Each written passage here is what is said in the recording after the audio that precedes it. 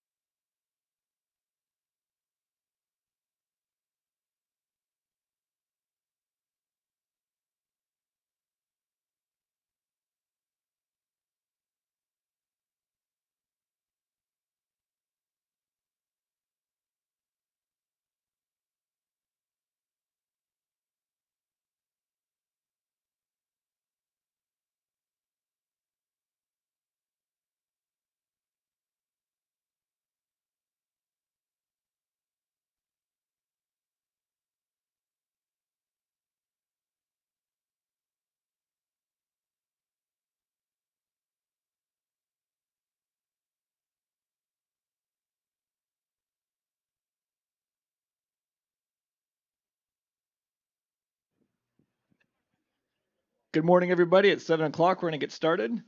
This is the operational briefing for the TCU September Lightning Complex, operational period September 7th through the 8th, 0700 to 0700. My name is Josh Anderson, Plan Section Chief for CAL FIRE Incident Management Team 6.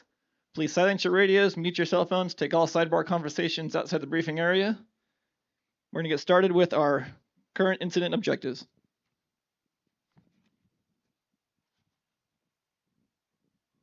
Management objectives. Provide for emergency personnel and public safety at all times.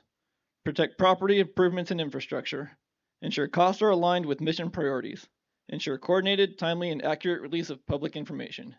Continue to enhance and maintain positive relationships with all local partners, cooperators, and stakeholders.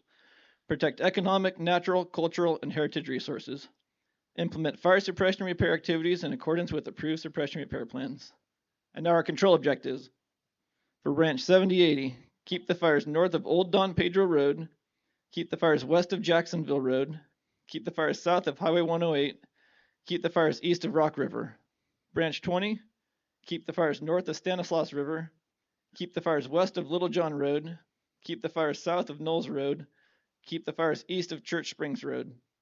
For Branch 25, keep the fires north of Hill Road, keep the fires west of Highway 4, keep the fires south of Murphy's Grade, and keep the fires east of Ranch Road.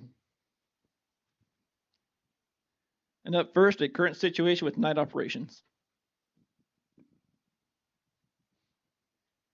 Good morning, Dino Asadas, Night Operations.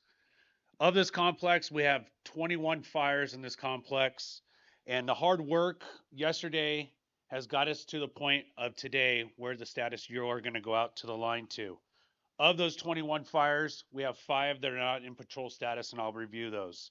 Branch 20 had 10 fires. 2 of them are not in patrol status. Fire 2-3, yesterday completed all the lines, validated them, and continue to work interior smokes. The perimeter of the fire definitely has over 100 foot of mop up in there, if not further, and we're going interior to take care of all the interior smokes. 2-8 validated the whole fire, looking great. Continue to do mop up and using IR as a way to find fire and heat sources along the perimeter. Moving into branch 25, we had two fires. The fire I'm talking about is 2-7. Validated all the control lines. Everything's looking good. Continue to mop up well interior and utilizing technology of the IR flights for opportunities to work. Going into branch 50. Branch 50 had 8 fires. We're doing 6-2. Utilizing the IR flights, we found about heat signatures, about 6 of them on the perimeter. They took care of that. Now they work in well interior and taking care of all the smokes interior, so it's not viewable from any roadways. Going into the last fire is going to be 6-5. 6-5 put a lot of work in the 4 divisions. Branch 70, heavy mop up, continue to work with the community of Chinese camp and taking care of their needs. Looking into branch 80, again, in those 2 divisions, continue to mop up over 500 feet in, working well interior. Things are looking really good. Fire suppression repair has just started yesterday, full day, actually working on the fires that are in patrol status. They'll be fully following the hose removal of each fire once we put it in patrol status to take care of those suppression lines. Have a great shift, and I'll see you out there tonight. And now our incident meteorologist will cover today's weather. Good morning. I'm Mark Leffelbein, the incident meteorologist. Fairly good relative humidity recoveries last night, 80 to 90% in the western portion of the complex, where we're down around 1,000 feet in elevation. Farther east, once you get above 2,000 feet, 50 to 60% relative humidity recoveries. About 9:30 this morning, I expect our inversions that have developed overnight to break. When that happens, we're going to start to see those winds pick up, those RHs go down, and those temperatures go up. So that's your big change, is right there at 9:30 this morning. Upslope winds will develop today. That's going to be very similar for those of you that have been out there. Same thing once again. That wind likes to go up the slopes and up the canyons. For today, we do expect winds out of the northwest once again over the lower elevations. Once you get out above 2,000 feet, though, winds will be more westerly after about 1,400 this afternoon. That will combine with that upslope flow, and do expect some of those canyons to align in the west to east canyon, a little enhanced wind for today. So for the most part, what you've been seeing if you're below 2,000 feet, if you get above 2,000 feet, just know a little bit of a change there. High temperatures today in the upper 80s. We are on a slow and consistent cool down. RHs will bottom out right around 30% once again this afternoon. Thank you and have a safe day. Next up is going to be fire behavior. Good morning, Ross Dollarhide, Fire Behavior Analyst. So after several days of consistent conditions due to these reduced temperatures and elevated humidity that we're all feeling this morning, we're finally trending in a positive direction related to our fuels and fire behavior outputs. So specifically because of this increased humidity, the fine dead fuel moisture has come up a couple percentage points, and that's reflected in our probability of ignition, which is now sitting at approximately 66%. However, the fact remains that, it's September. We're still well within fire season. Our concern for this incident is now transferred to initial attack fires, and in that scenario, we can expect rates of spread still up around 190 feet per minute, maximum flame lengths of approximately 14 feet, and spotting out to 0.4 of a mile. And those conditions hold true, especially in areas where we have intact fuel continuity with slope and wind in alignment. Thank you. Now safety. Good morning, Jason Novak, safety officer. So I'm the guy that tells you, be safe. I come out here and tell you to wear your PPE, drive safe, put your headlights on, seatbelts on. Today, I'm not going to do any of that. I'm going to talk about making good decisions. Making good decisions, before that, you got to think about your consequences. So we're 6 days in this incident, and now we're starting to maybe see some trends of some camp crud. Decisions, consequences. If you're going to use the bathroom and you choose not to wash your hands, you're going to have a consequence. If you walk up to chow, you don't wash your hands, and you get in the food line, there will be a consequence. So it's still not too late to make mom and dad proud. So let's wash our hands when we both go to the chow line or when we're done using the restroom, so we keep that camp crud down. The other thing we're going to talk about is the repop and making good decisions also. So we make decisions every day when we're looking in our bag lunch on what we're going to eat. There will be people out there that may want to give you some food or things. Again, I'm going to leave it up to you guys to make those decisions. We're going to talk about complacency real quick. Leaders, you guys that are going to be watching over your crews, please keep them engaged. Look at the consequence, what may happen if you let that complacency set in. So here it is. Make good decisions. And now our incident assignments will be covered by day operations and our resource unit leader. Good morning, Mark Thomas, Resources. Roll call. Operations, Bogan. Todashini, Here. trainee. Deputy Operations, Schwab. Frederick. Pereira, trainee. Night Operations, Monson. Asadas, trainee. Branch 20, Cox. Division Bravo, Dickinson. Bosia, trainee. Division Lima, Schindler.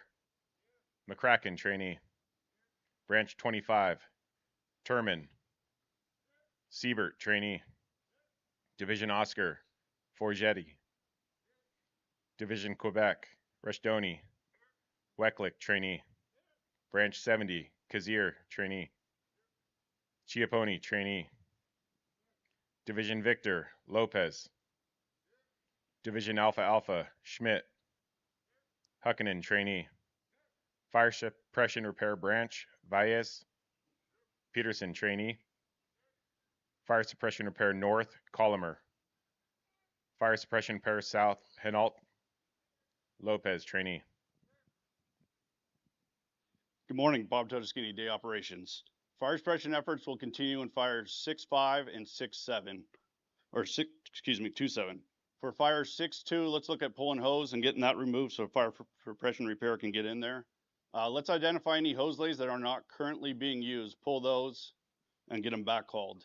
As the ground troops are out there, let's have them look for any repair needs that have been done by fire suppression efforts, and let's get a Latin law and get those turned into comp claims.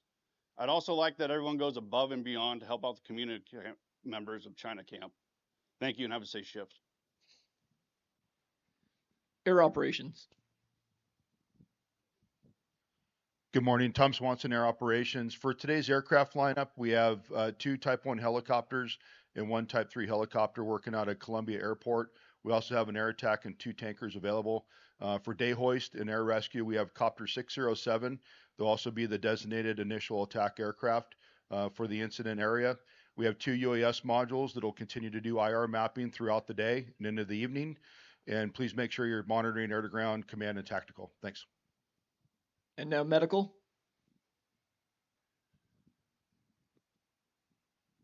Good morning, I'm Amy Clark. I'm your medical unit leader. Today we'll be supporting the incident with 6 ALS units, 5 of which will be available on the line and 1 will be available in camp.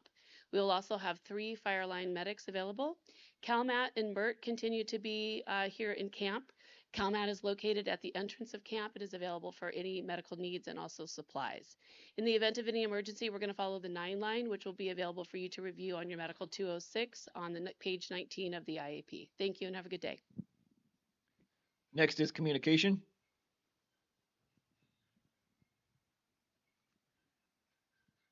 Good morning, Ryan Clausen, Communications.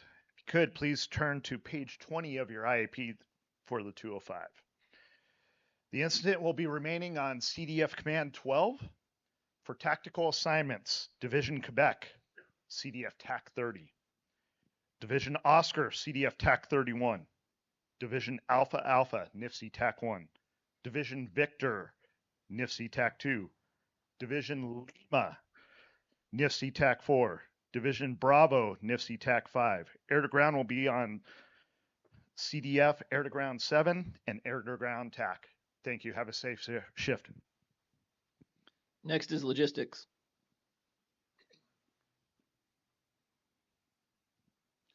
Good morning, Justin Finley Logistics. So thank you again for following our one-way traffic plan. Make sure we're keeping the speeds down here in camp. We have supply located over to the left. They can resupply anything you need, but the big push for them is going to be getting all that hose in off the line so we can start getting it back to the cache. Finally, if we can get all our repairs or any service needs into ground support early, that way they can make sure they have all their parts ready for you guys, that'd be greatly appreciated. Thank you. And now training. Hey, good morning, Anthony Masugo, training specialist for Team 6. Just a couple quick reminders for you. We still have several trainees who have yet to check in with training. It's just a couple of questions, so come and see us and we'll get you checked in and set up for success. And then with DMO kind of starting, we want to remind folks to come validate their training record. Just bring a task book evaluation record and a 225. If you're being recommended for qualification, make sure the 225 states recommended for qualification. And then CAL FIRE trainees with the new QMS system, if you are initiated with paper, you're going to continue to be paper. If you're QMS, go ahead and place that request for feedback and then come see us. We're located in the check-in and demo trailer. We're here to help and have a safe shift. Now finance. Good morning, Joe Tapia, Finance Section Chief. There's a finance message in your IAP. I'd like you to please read it. There are 2 items in there that I'm going to address to facilitate payment for our hired equipment vendors. First of all, we have about 30 vendors who have not checked in with the time unit. And the other item is that we need electronic signatures, contractor signatures on shift tickets for each day. Thank you. Have a good shift. Liaison.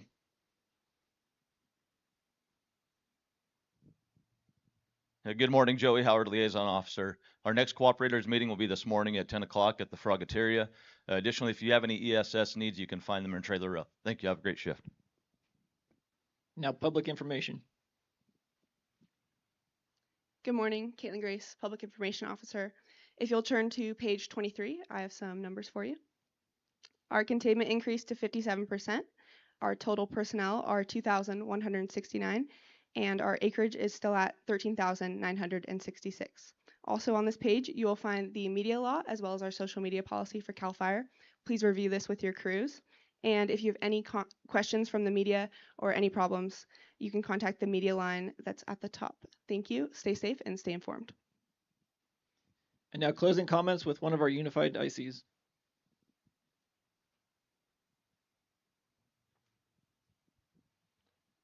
Hey, good morning. Kent Cunningham, one of your unified ICs for Team 6. As you heard here today, due to all your great work and great progress, we're turning the corner on this thing. But what I will share with you is that we're not done. The Tuolumne Calaveras unit has high standards and high expectations of what this incident looks like when we're done. Team 6 has high standards and high expectations of what this looks like. We will be here and be committed until those standards and those expectations are met. The challenge for you moving forward as we progress towards the end of this incident is to keep it high, tight, and right. High level of operations, see the big picture, know what we're doing out there, know the why. Keep it tight. This is when we start seeing injuries tick up on the incident. Keep it tight with your crews, make sure you're in good communication, validate those lines. And at the end of the day, if everything else fails, do the right thing. You see a piece of garbage on the line, pick it up. You see a burnt piece of hose, get it off the line.